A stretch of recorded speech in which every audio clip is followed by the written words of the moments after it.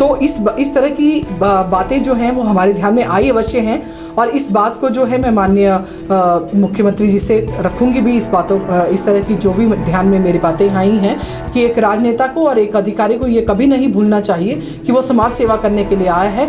तो उनके दरबार पर कोई भी व्यक्ति आए तो राजनीति से ऊपर उठ करके उन्हें उस व्यक्ति का कार्य करना चाहिए। मैं इतना ही कहना चाहती हूँ।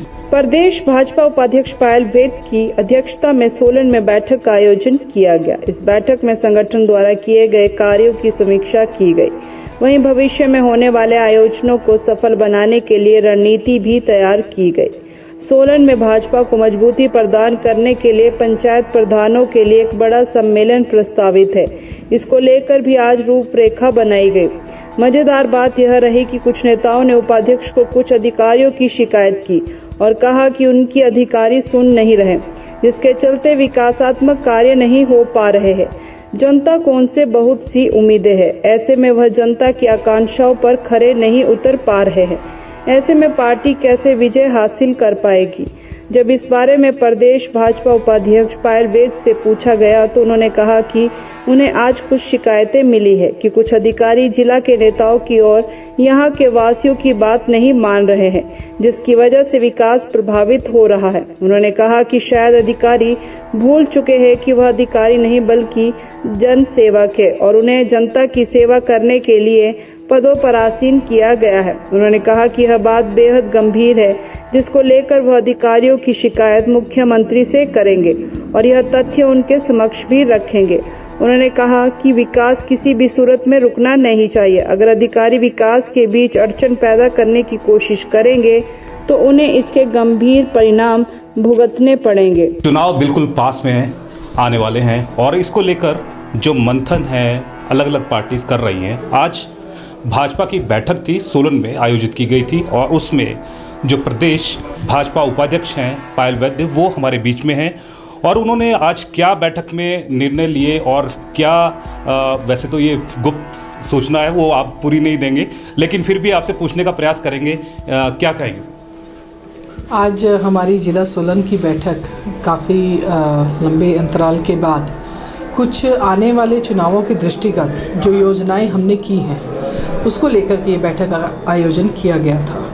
और इस बैठक में आने वाले समय में हम लोग नीचे तक किस तरह से कार्य करेंगे और किस तरह से हम हर बूथ को जीतने का प्रयास करेंगे, उसके चलते हुए हमारा एक ग्राम केंद्रों का सम्मेलन यहाँ पर 1 मई जिसकी हमने तिथि निर्धारित की है वो 1 मई को होना है, उसकी तैयारियों के चलते ये बैठक हुई थी।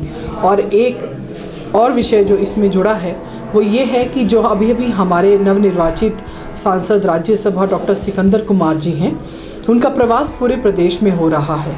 उनके प्रवास के चलते, क्योंकि उन्हें हमने पालक नियुक्त किया है SC मोर्चा का, तो उसके चलते जो है उनका प्रवास पूरे प्रदेश में होने जा रहा है और पहली बार वो हम सब लोगों के बीच में आएंगे सांसद बनने के बाद।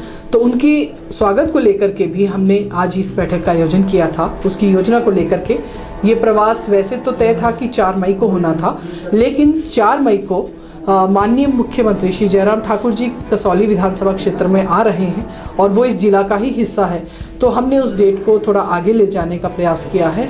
14 मई को शायद डॉक्टर सिकंदर जी का प्रवास रहेगा, तो उसकी तैयारी को लेकर के भी इस बैठक का आयोजन किया गया था। मैम, जैसे आम आदमी पार्टी की बात करें, आम आदमी पार्टी जगह जगह यानी कि अपना प्रदर्शन भी कर रही है, बड़ी बड़ी रैलीज भी कर रही है, और ये कहा जा रहा है कि जो भाजपा है उस रैलीज को देखकर घबरा गई है, बौखला गई है। आप क्या कहेंगे इस बारे में?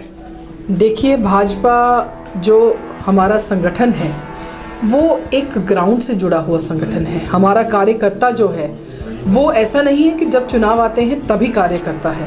हमारा कार्यकर्ता जो है वो निरंतर जो है वो अपना कार्य करता रहता है, हमेशा सभी को जोड़ने के प्रयास में लगा रहता है।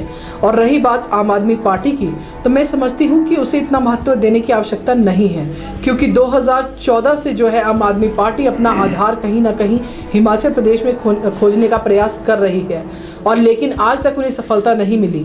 अगर ऐसी ही बात थी तो 2014 में चुनाव लड़ लेते, 2017 में चुनाव लड़ लेते, 2019 में भी कई चुनाव हमारे हुए हैं, 2020 में भी हमारे चुनाव हुए हैं। अगर इतना ही था तो तब क्यों नहीं लड़ा? आज कौन से चुनाव लड़ने की वो बात कर रहे हैं, और वो बात कर रहे हैं शिक्षा, स्वास्थ्य और बाकी क्षेत्रों में कार्य करने की।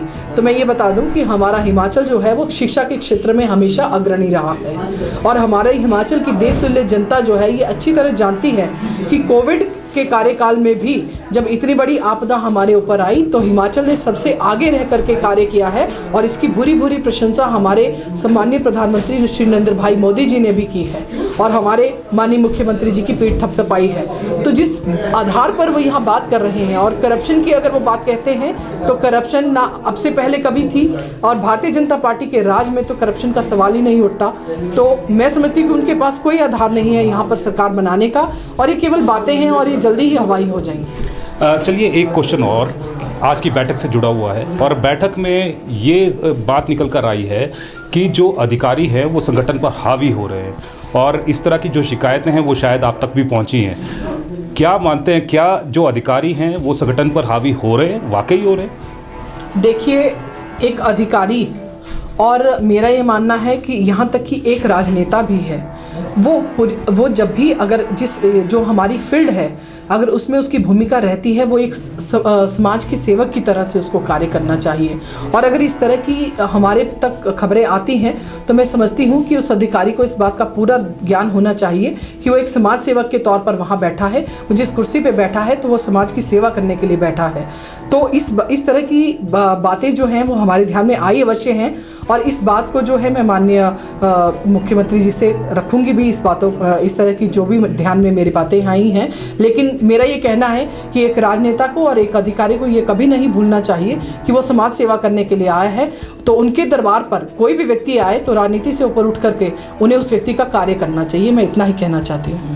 धन्यवाद। तो यहाँ पर आपने देखा जो पायल वैद्य हैं वो यहाँ पर साफ बताती हुई नज़र आ रही है कि संगठन को मजबूत करने के लिए आगे बहुत सारे जो कार्यक्रम हैं वो आयोजित किए जा रहे हैं। ग्राम पंचायत स्तर के ऊपर भी जो अध्यक्ष हैं उनको एकत्र किया जाएगा और लोकसभा जो संसदीय क्षेत्र है उसको लेकर जो अभी एक कार्यक्रम है, बड़ा प्रोग्राम है, वो आयोजित किया जाना है। उसको लेकर भी यहाँ पर जो ड्यूटीज़ हैं वो लगाई गई है। दूसरी तरफ उन्होंने एक वार्निंग भी दी है कि जो भी यहाँ सोलन निवासी हैं या प्रदेश के निवासी हैं, अगर वो कोई भी कार्य लेकर अधिकारियों के पास जा रहे हैं तो वो जनसेवक के रूप में उनका कार्य करें, नहीं तो आने वाले समय में उनको कुछ ना कुछ इसका भुगतान भुगतना पड़ेगा। अब देखना यही होगा कि जो अधिकारी हैं वो इनकी चेतावनी को कितना संज्ञान लेते हैं और क्या जो सोलन के मुद्दे हैं या प्रदेश के मुद्दे हैं उनको लेकर आगे जो कार्य है वो कर पाते हैं या नहीं। कैमरामैन सन्नी के साथ कीर्ति कौशल।